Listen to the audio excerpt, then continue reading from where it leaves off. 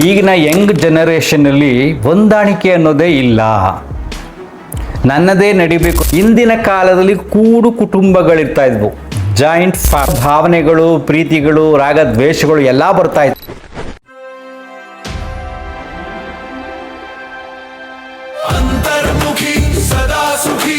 ನಮಸ್ಕಾರ ಸ್ನೇಹಿತರೆ, ನಮ್ಮ ಆ್ಯಪಲ್ ಲೈಫ್ ಯೂಟ್ಯೂಬ್ ಚಾನಲ್ ಒಬ್ಬರು ಪ್ರಶ್ನೆ ಕೇಳಿದ್ದಾರೆ.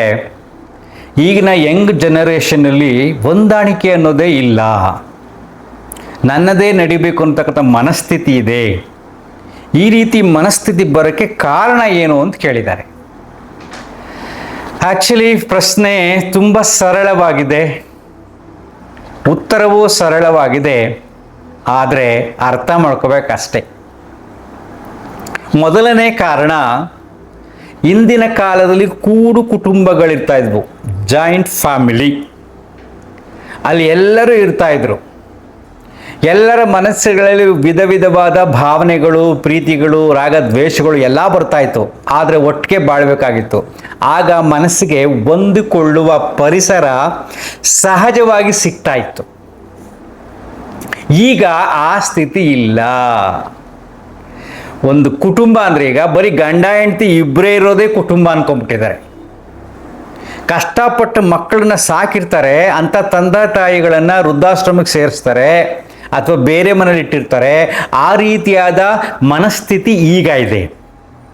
ಸೊ ತಂದೆ ತಾಯಿಗಳನ್ನು ಬಿಟ್ಟು ನಾವಿಬ್ಬರೇ ಸ್ವಾರ್ಥಕ್ಕಾಗಿ ಸುಖವಾಗಿರಬೇಕು, ಈ ಮಾಡ್ರನ್ ಟೈಮ್ನಲ್ಲಿ ನಾವು ಮಜಾ ಮಾಡ್ಕೊಂಡಿರಬೇಕು ಅನ್ನತಕ್ಕಂಥ ಮನಸ್ಥಿತಿ ಗಂಡ ಹೆಂಡತಿಲಿ ಇದ್ದಾಗ, ಅವರಿಬ್ಬರಿಗೆ ಒಂದು ಮಗು ಆದಾಗ, ಹೆಚ್ಚಿಗೆ ಮಕ್ಕಳು ಇಲ್ಲದಾಗ ಆ ಮಗುವಿನ ಮೇಲೆ ಯಾವ ರೀತಿಯಾದ ಪರಿಣಾಮ ಬೀರುತ್ತೆ. ಅದು ಒಂಟಿಯಾಗಿ ಬೆಳೆಯುತ್ತೆ. ಇವ್ರು ತುಂಬ ಪ್ರೀತಿಯನ್ನು ತೋರಿಸ್ತಾರೆ, ಕೇಳಿದ್ದೆಲ್ಲ ಕೊಡ್ತಾರೆ. ಆ ಮಗು ಸ್ವಲ್ಪ ಹಠ ಮಾಡಿದ್ರೆ, ಸ್ವಲ್ಪ ಹತ್ತರೆ ಅದು ಹೇಳ್ದಂಗೆಲ್ಲ ಕುಣಿತಾ ಇರ್ತಾರೆ ಇವರು. ಆಗ ಆ ಮಗು ಮನಸ್ಸಿನಲ್ಲಿ ಚಿಕ್ಕದಿಂದ ದೊಡ್ಡದಾಗುವವರೆಗೆ ಮನಸ್ಥಿತಿ ಹೇಗಿರುತ್ತೆ? ನನ್ನದೇ ನಡೆಯಬೇಕು, ನಾನು ಹೇಳಿದ್ದೇ ಮಾಡಬೇಕು ಅನ್ನತಕ್ಕಂಥ ಮನಸ್ಥಿತಿ ಇರುತ್ತೆ. ಅಪ್ಪ ಅಮ್ಮನೂ ಕೂಡ ಅವ್ರು ಹೇಳ್ದಂಗೆ ಕೇಳಬೇಕು. ಇದನ್ನು ನಾನು ಕೂಡ ನಮ್ಮ ಯೋಗ ಶಾಲೆಯಲ್ಲಿ ಕೆಲವಾರು ವಿದ್ಯಾರ್ಥಿಗಳ ಸಂಸಾರದಲ್ಲಿ ನೋಡಿದ್ದೀನಿ. ಯಾವ ಮಟ್ಟದಲ್ಲಿದೆ ಅಂದರೆ, ಒಂದು ಚಿಕ್ಕ ಮಗು ಒಂದು ಟ್ರಿಪ್ ಹೋಗ್ಬೇಕಾದ್ರೆ ಆ ಮಗು ಇಲ್ಲ ನನಗೆ ಟ್ರೈನಲ್ಲಿ ಬರೋಕ್ಕಾಗಲ್ಲ, ನಾನು ಕಾರಲ್ಲೇ ಬರ್ತೀನಿ ಅಂದರೆ ಅವಳಿಗೋಸ್ಕರ ಕಾರ್ ಮಾಡೋ ಮನಸ್ಥಿತಿಗಳಿವೆ. ಇನ್ನೊಂದು ಸರಳವಾಗಿ ಹೇಳ್ತೀನಿ, UKG ಮಗುಗೆ ಎಕ್ಸಾಮ್ಗೆ ಹೋದರೆ ನನ್ನ ಮಗುಗೆ ಎಕ್ಸಾಮ್ ಇದೆ, ನಾನು ಯೋಗ ಕ್ಲಾಸಿಗೆ ಬರಲ್ಲ ಅನ್ನತಕ್ಕಂಥ ಪೇರೆಂಟ್ಸ್ಗಳಿದ್ದಾರೆ. ಅಷ್ಟೊಂದು ಮಕ್ಕಳ ಮೇಲೆ ಫೋಕಸ್ ಮಾಡ್ತಾರೆ, ಅವ್ರು ಕೇಳಿದ್ದೆಲ್ಲ ಕೊಡಿಸ್ತಾರೆ. ಸಹಜವಾಗಿ ಮನಸ್ಸಲ್ಲಿ ಏನು ಬೆಳೆಯುತ್ತೆ? ನಾನು ಅನ್ನೋದು ಬೆಳೆಯುತ್ತೆ. ನಾನು ಅನ್ನೋದು ಬಂದಾಗ ಸಹಜವಾಗಿ ಹೊಂದಾಣಿಕೆ ಇರುವುದಿಲ್ಲ. ಇದನ್ನು ಕಲಿಸ್ತದೆ ಈ ಕುಟುಂಬ. ಇನ್ನೊಂದು ಇಂಪಾರ್ಟೆಂಟ್ ವಿಷಯ, ಮಕ್ಕಳಲ್ಲಿ ನೀವು ಅರ್ಥ ಮಾಡ್ಕೊಳಕ್ಕೆ ಹೋಗಿ, ಈಗಿನ ಕಾಲದ ಮಕ್ಕಳಲ್ಲಿ ಅವರಿಗೆ ಶ್ರಮದ ಅರಿವಿಲ್ಲ, ಸುಖದ ಅರಿವಿನಲ್ಲಿ ಇರ್ತಾರೆ. ಬೆಳಗ್ಗೆ ಎಷ್ಟು ಬೇಕಾದಾಗ ಆರಾಮ ನಿಧಾನವಾಗಿ ಹೇಳ್ತಾರೆ, ರಜಾ ಇದ್ದರೆ ಶ್ರಮ ಪಡಬೇಕು, ಮನೇಲಿ ಕೆಲಸ ಮಾಡಬೇಕು, ಅಪ್ಪ ಅಮ್ಮ ಎಷ್ಟು ಕಷ್ಟಪಡ್ತಾ ಇದ್ದಾರೆ, ನಾನೆಷ್ಟು ಸಹಾಯ ಮಾಡಲಿ, ನನ್ನ ಸಹಾಯ ಏನು ಅಂತ ಮಕ್ಕಳಿಗೆ ಕಲಿಸಿರುವುದಿಲ್ಲ. ಅಟ್ಲೀಸ್ಟ್ ಆ ಮನೆಯಲ್ಲಿ ತಾಯಿ ಆದಂಥವಳು ಮಗುಗೆ ತನ್ನ ಕೆಲಸವನ್ನು ಕಲಿಸ್ಬೇಕು, ಅಡುಗೆ ಮಾಡೋಕ್ಕೆ ಹೆಲ್ಪ್ ಮಾಡೋದನ್ನು ಕಲಿಸ್ಬೇಕು, ಮನೆ ಒರೆಸೋದನ್ನು ಕಲಿಸ್ಬೇಕು, ಏನಾದರೂ ಒಂದು ಕೆಲಸವನ್ನು ಕಲಿಸ್ಬೇಕು.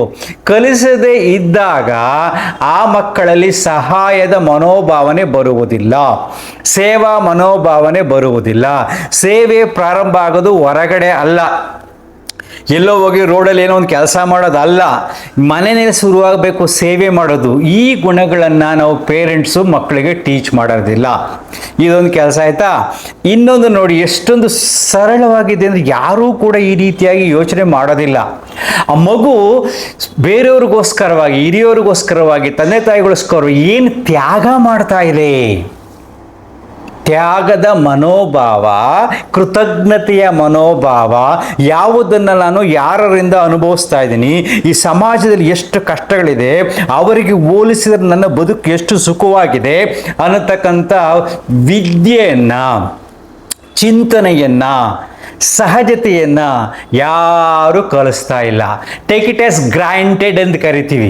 ಓಕೆ, ಆರಾಮಾಗಿದೆ, ಬೆಂಗಳೂರು ಒಂದು ಮನೆ ಇರ್ತದೆ, ಏನೋ ಇರ್ತದೆ. ಒಂದು ಮನೆ ಕಟ್ಟಬೇಕಾದ್ರೆ ಎಷ್ಟು ಕಷ್ಟಪಟ್ಟಿದ್ದಾರೆ ನಮ್ಮ ತಂದೆ ತಾಯಿಗಳು, ಒಂದು ಕಾರ್ ತಗೋಬೇಕಾದ್ರೆ ಎಷ್ಟು ಕಷ್ಟಪಟ್ಟಿದ್ದಾರೆ ನಮ್ಮ ತಂದೆ ತಾಯಿಗಳು, ಆ ಕಾರನ್ನ ನಾನು ತೊಳಿಬೇಕು, ಅದನ್ನ ನಾನು ಮೇಂಟೈನ್ ಮಾಡಬೇಕು ಅಂತ ಯಾವ ಮಕ್ಕಳು ಬರುವುದಿಲ್ಲ.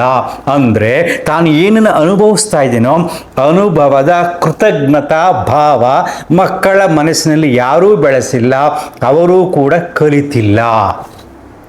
ಆಗ ಅವ್ರೇನು ಮಾಡ್ತಾರೆ, ತಂದೆ ತಾಯಿಗಳಿಗೆ ಬೆಲೆ ಕೊಡೋದಿಲ್ಲ. ಈ ಎಲ್ಲ ಕಾರಣಗಳ ಜೊತೆಗೆ ಈಗ ಸ್ವಲ್ಪ ಯಂಗ್ಸ್ಟರ್ಸ್ಗೆ ಫ್ರೀಡಮ್ ಸಿಗ್ತಾ ಇದೆ, ಫೈನಾನ್ಷಿಯಲ್ ಫ್ರೀಡಮ್. ಇಂದಿನ ಕಾಲದಲ್ಲಿ ಹಣ ಸಂಪಾದನೆ ಮಾಡಬೇಕು ಚಿಕ್ಕ ಮಕ್ಕಳಲ್ಲಂದರೆ ಅಪ್ಪ ತಾತ ಅಜ್ಜಿ ಯಾರಾದರೂ ಸ್ವಲ್ಪ ದುಡ್ಡು ಕೊಟ್ರೆ ಅದನ್ನು ಕೂಡ ಹಾಕಿ ಅದನ್ನು ಅನುಭವಿಸ್ತಾ ಇದ್ರು. ಈಗ ಹಂಗಲ್ಲ, ಸ್ವಲ್ಪ ಹೆಂಗೆಂಗೋ ಹೇಗೋ ಹಣ ಬರುತ್ತೆ, ಅದರಲ್ಲೂ ಸ್ವಲ್ಪ ಓದಿ ಕೆಲಸ ಸೇರ್ಕೊಂಡ್ಬಿಟ್ರೆ ಹಣ ಬರುತ್ತೆ. ಅವ್ರಿಗೆ ಜವಾಬ್ದಾರಿ ಕಡಿಮೆ ಇರುತ್ತೆ.